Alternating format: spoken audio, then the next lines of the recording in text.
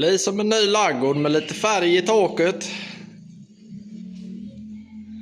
Och det vita på väggarna är målat med nu, så nu är det bara svarta kvar. Och sen lite småpil med penseln. Sen har korna fått en renovering inför vintern.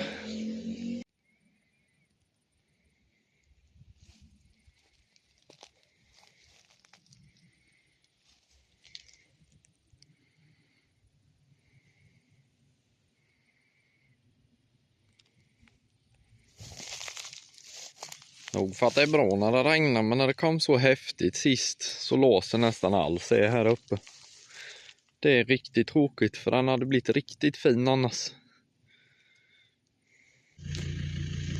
Är det fina kossorna? Koss, koss, koss, koss, koss! Kom då kossorna! Kossorna kom! Koss, koss, koss, koss, koss! Hej tjejerna!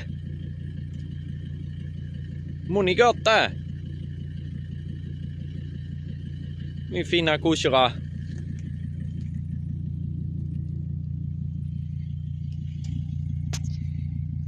Hej på dig gumman! Kom då kosse! Koss, koss, koss, koss, koss!